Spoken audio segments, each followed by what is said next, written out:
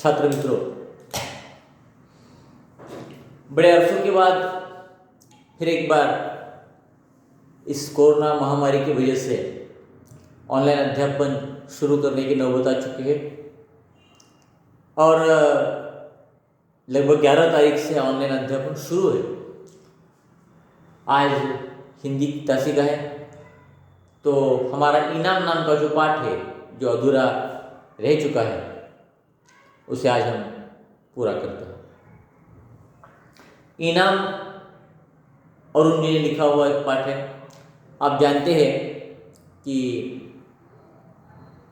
लेखक को रेफ्रिजरेटर बख्शिश में मिला था और पूरे मोहल्ले में धूम मच गई थी।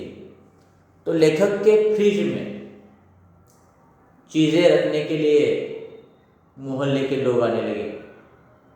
शांति बुआ ने शुरुआत की, आटा रखा रोटी करने के लिए या चपाती करने के लिए। आटा रखा था सुबह और शाम को वापस ले जाना चाहती थी। अब मोहल्ले में तो उड़ती बीमारी की तरह एक खबर फैलती है कि लेखक के घर में फ्रिज आ चुका है और उसका उपयोग है कि चीज़ें अच्छी रखने के लिए, चीज़ें ताज़ी रखने के लिए। अब देखते हैं क्या होता है आगे।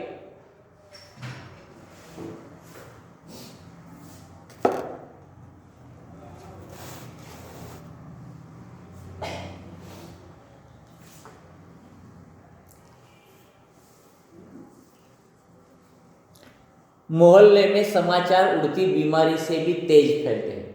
पन्ना नंबर 50 पर देखिए। हमारे फ्रिज का उपयोग चलते ही फिर लाइन बंद गई। कोई रोटी ला रहा है, कोई पराठा।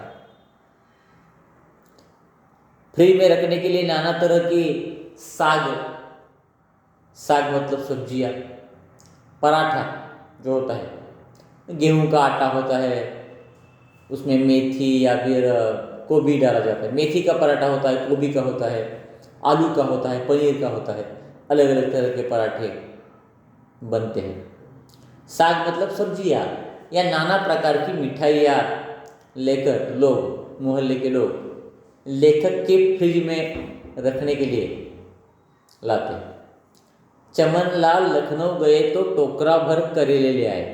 चमनलाल उनके मोहल्ले का एक आदमी लखनऊ गए थे, टोकरा भर के, मतलब टोपली जिसे हम कहते हैं, टोपली भरकर करेले लाए थे, क्योंकि मेरठ में अभी नहीं मिल रहे थे। लेखक मेरठ के हैं, लेखक मेरठ के हैं, तो मेरठ में अभी नहीं मिल रहे। उत्तर प्रदेश के मेरठ में रहते थे वो, मेरठ में नहीं मिल रहे, इसलिए चमनलाल लखनऊ से लेकर आए। बनर्जी कोलकाता से संदेश लेकर आए। अब संदेश क्या है? एक बंगाली मिठाई है।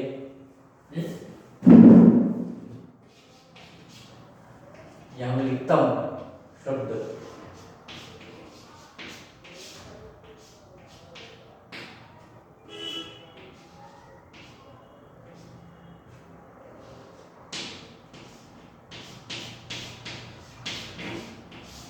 बंगाली मिठाई।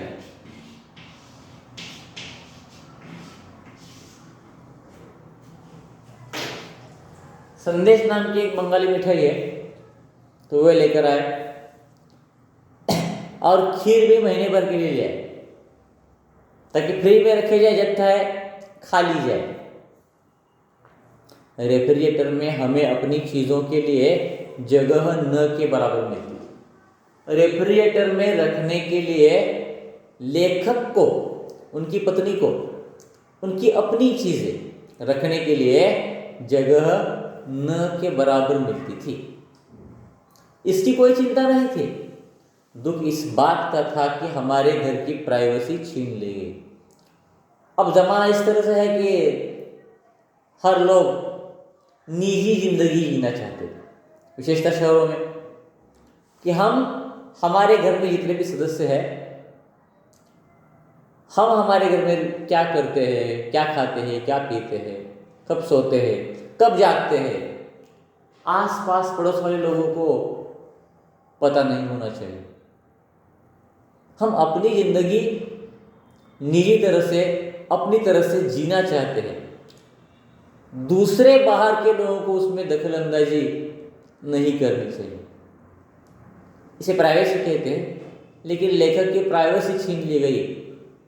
जब चाहे लोग आते थे, नहाना खाना भी हराम हो गया। नहाते वक्त भी लोग आते थे, हम खाना खाते थे तब लोग आते थे, परेशान करते थे। एक चीज़ फ्रिज में रखो, वो सुबह दी थी वो वापस दे दो, या कल दी थी वापस दीजिए, बिल्कुल आराम नहीं मिलता था।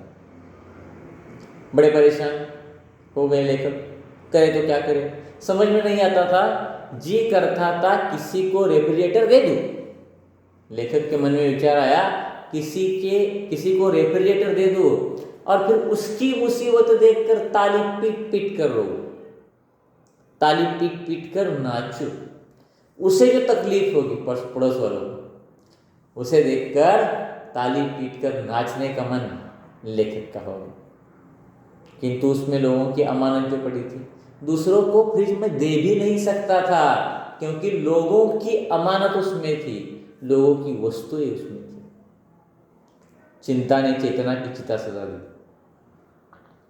चिंता ने चेतना की चिता सजा दी, मतलब चिंता होने लगी। अब क्या करे तो क्या करे।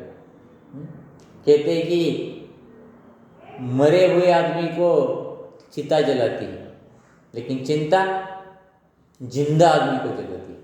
हमेशा चिंताग्रस्त, टेंशन में रहते हैं। इसलिए कहा चिंता ने चेतना की चिता सजा दी। बिल्कुल आराम नहीं मिलता था, हमेशा चिंता रहती थी। उस दिन कैलाश आया, मोहल्ले में रहता था, गली में रहता था, पर मोहल्लेदार से अधिक था। मतलब लेखक का उनका अच्छा नाता था, अच्छी दोस्ती थी, बॉन्डिंग जैसे हम कहते हैं वो अच्छा था। कहने लगा सिंधी आलू मुझे अच्छे लगते हैं।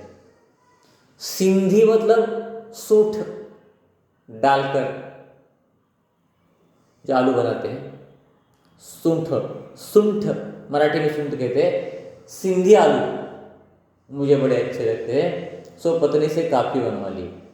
मतलब आलू में सूंठ वगैरह डालकर ऐसे कुछ पदार्थ बनाया जाता है या उसकी सब्जी बनाई जाती है, वो मुझे बहुत पसंद है। इसलिए अपनी पत्नी से मैंने काफ़ी बनवा लिए हैं। अपने फ्रिज में रख लो, जिस दिन खाने को जी करेगा ले जाया करो। आपके फ्रिज में रखिए, जब मुझे चाहिए मैं ले जाया करूँगा। उस दिन रेफ्रिजरेटर में तिल रखने की जगह न थी, तिल रखने की जगह न होना। यह एक मुहावरा लिखा है मैंने, तिल रखने की जगह न होना, देख सकते हैं, मतलब बिल्कुल जगह न होना।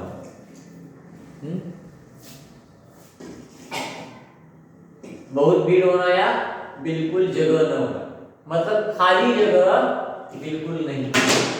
पूरा फ्रिज भरा हुआ था चीजों से, खाली जगह बिल्कुल नहीं थी। मैंने उसे अपनी बेबसी बताई। बेबसी मतलब लाचारी बताई। बेबसी मतलब क्या? लाचारी, कि मैं तुम्हारे सिंधी आलू अपने फ्रिज में नहीं रख सकता क्योंकि जगह ही नहीं है। बिगड़ कर बोला। बिगड़ कर मतलब नाराज होकर बोला। कौन? वो जो कैलाश आया था, नाराज होकर बोला, अच्छा जी, अरे गहरे नत्थु खैरे तो तुम्हारे बाबा लगते हैं। अरे गहरे नत्थु खैरे किताब में दिया है, कहावत है, कहावत किताब में दी है, इसलिए मैंने फलक पर नहीं लिखी। अरे गहरे नत्थु खैरे मतलब महत्वहीन, जिन्हें कोई महत्व नहीं है, ऐसे लोगों को तो तुम मदद करते हो, उनकी चीज़ें रखते हो फ्रिज में, और मेरे लिए बिल्कुल चीज़ रखने के लिए जगह नहीं है। यार, लोगों की चीज़ें रखने को लाचारी है, मेरी चीज़ रखने के लिए तुम्हारे पास बिल्कुल जगह नहीं। मैंने पत्नी से आंखों में पूछा। लेखक ने पत्नी को इशारा किया आंख से, तो उसने मैं सिर हिला दिया। मैं मतलब ना शब्द बीच में चाहिए, वहां प्रिंटिंग मिस्टेक है। ना में सिर हिला दिया, मतलब इस तरह से। वो भाप रहा था। भापना मतलब पहचानना, मतलब उसे ऐसा लग रहा था, अच्छा मुझे दिखाओ मैं जगह कर लूँगा, मुझे दिखाओ फ्रिज, मैं उसमें बीच में जगह कर लूँगा। हम दोनों उसे निराश करते हुए वास्तव में दुखी थे। ये सुझाव खुद न देने की मूर्खता कर गए थे। तो हम दुखी थे कि उसकी चीज़ हम नकार रहे रखने के लिए, लेकिन उसे कोई सुझाव नहीं दिया था हमने कि फ्रिज में जगह कर ली जा सकती है। हमें मालूम था कि फ्रिज में जगह है ही नहीं, इसलिए खुश होकर फ्रिज खोलकर दिखा दिया। फ्रिज भरा नहीं है कहिए, व्यंजनों से अटा पड़ा था। व्यंजन मतलब पदार्थ, व्यंजन मतलब क्या, अलग अलग पदार्थ।